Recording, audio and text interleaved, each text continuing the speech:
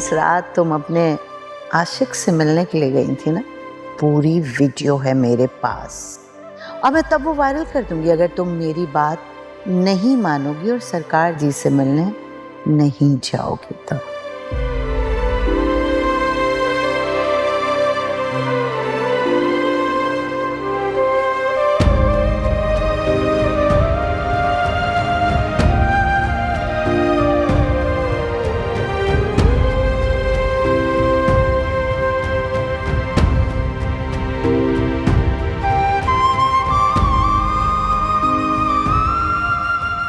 ये थी ना तुम्हारी परेशानी की वजह।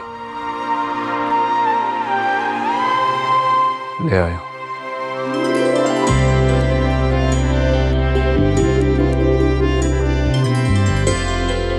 जब तक मैं जिंदा हूं ना, ज़ुनैरा, इस दुनिया का कोई भी शख्स तुम्हें तकलीफ नहीं पहुंचा सकता है।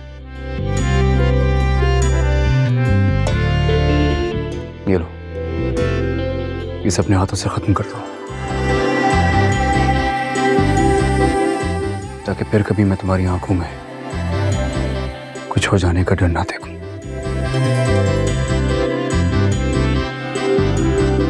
जब तक मैं हूं कुछ नहीं होगा।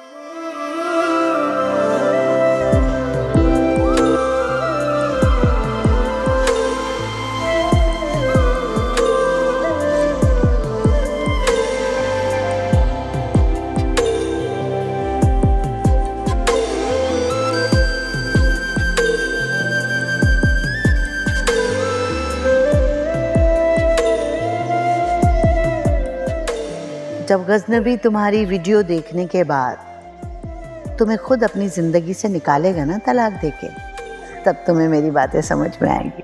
तुम्हारी जिंदगी में मुझसे पहले कौन था कौन नहीं, मुझे इससे कोई गर्ज नहीं है। बस आज के बाद तुम्हारी जिंदगी में मेरे अलावा किसी और के लिए जगह नहीं होनी चाहिए। जितना भरोसा आपको खुद पे है, उतना ही भरोसा मुझ पे रखिए। मैं आपको कभी शर्मिंदा नहीं करूंगी। मुझे यही उम्मीद है तुमसे।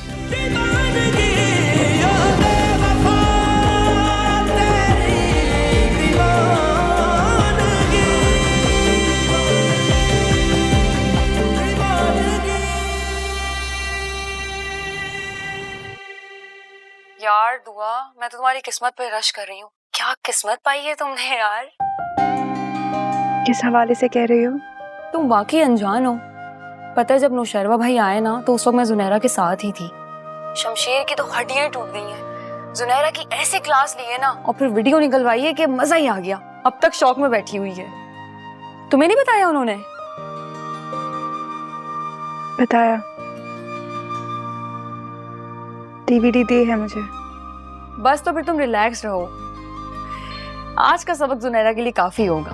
आइंदा वो तुम्हारे बारे में इंटरफेयर करने से पहले 100 बार सोचेगी। बाय द वे, जुनैरा को शहर छोड़ने के लिए 2 दिन का अल्टीमेटम भी दे दिया उन्होंने। मुझे बिल्कुल उम्मीद नहीं थी कि वो ऐसा कुछ करेंगे। और तुमने भी मुझे नहीं बताया कि वो यहाँ जुनैरा की खबर लेने आ रहे थे। मुझे भी कहाँ बताते हैं। कदर करो उनकी। बस सारी जिंदगी उनके साथ वफादार रहना। ऐसे कदरदान किस्मत वालों को मिलते हैं।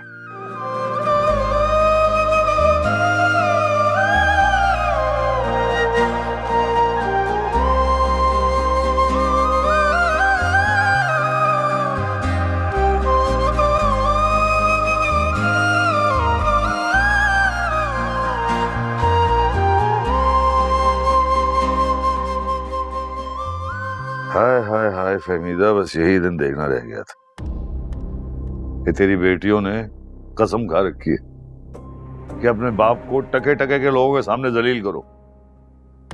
इसमें बेचारी फिजा का क्या कसूर है? नहीं, मेरा कसूर है कि तेरी जैसी बदबख्त औरत के साथ शादी हुई मेरी, और अब 3 लड़कियां फांसी के फंदे की तरह लटक रही है मेरे गले में। क्या हो गया असलम साहब, कैसी बातें कर रहे हैं? ये वक्त इन बातों का नहीं है। हमारी फिजा मुश्किल में है। मुश्किल में है तो मैं क्या करूं? अरे माँ बाप है हम उसके, लावारिस नहीं है हमारी बेटी कि उसके ससुराल वालों का जो जी चाहे उसके साथ सलूक करे। अपनी मर्जी का फैसला ना आने पे सरफराज ने उसे तलाक की धमकी तक दे दी। अरे फहमीदा बेगम, तेरी बेटियों में इतनी अकल ही नहीं है, हिम्मत ही नहीं है कि अपने ससुराल वालों को संभाल सके। इसीलिए तो वो ससुराल वालों के सामने मुझे हाथ जोड़ने पड़ते हैं, तुझे हाथ जोड़ने पड़ते हैं। ये सब तेरी बेटियों का कसूर है। आपका कसूर है असलम साहब, इसमें मेरा या मेरी बेटियों का कोई कसूर नहीं। क्या बात कर रही है? मेरा क्या ताल्लुक इससे? बिल्कुल ठीक कह रही हूँ मैं।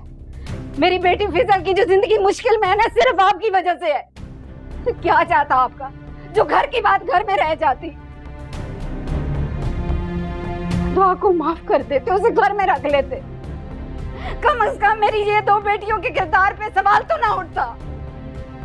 न जाने वो कहाँ रुल रही है बेचारी, और यहाँ बैठकर इन दोनों के नसीब को रो रहे हैं। देखो, अगर तुमने अपनी बेटियों की तरबियत ठीक की होती ना, तो आज ये दिन ना तुम्हें ना मुझे देखना पड़ता।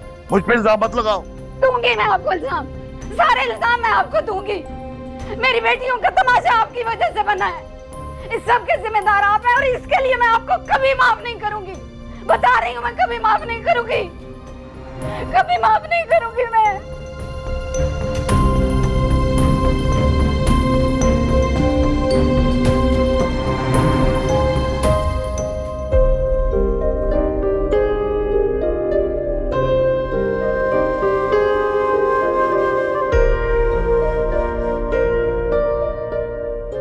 शुक्रिया।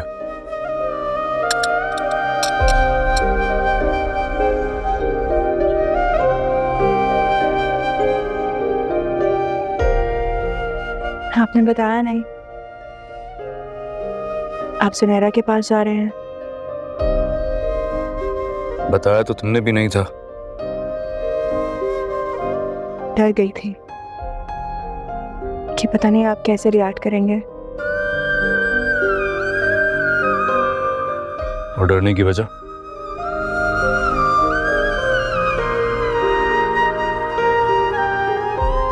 क्या तुम्हें अभी मुझ पे एतबार नहीं है? आप पे तो सबसे ज्यादा भरोसा है मुझे। तो फिर डरने की वजह?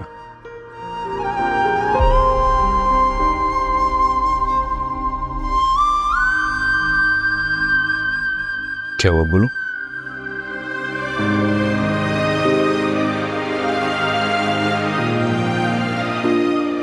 अब अगर कोई खौफ है तो वो सिर्फ आपको खो देने का है।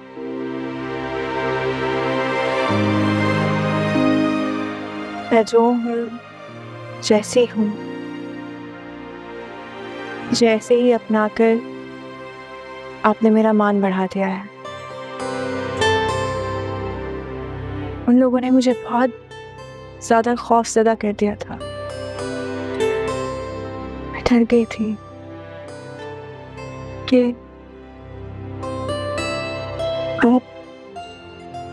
आप मुझे छोड़ ना दें।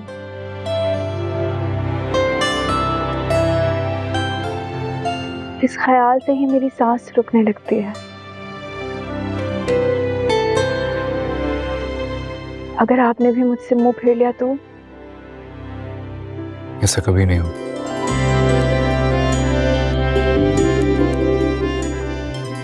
भरोसा रखो मुझ पे। अभी ही तो एतबार करना शुरू किया है। अगर ऐसा कुछ हुआ तो मेरा तो वजूद ही मिट जाएगा। मैं नहीं मिटने दूंगा।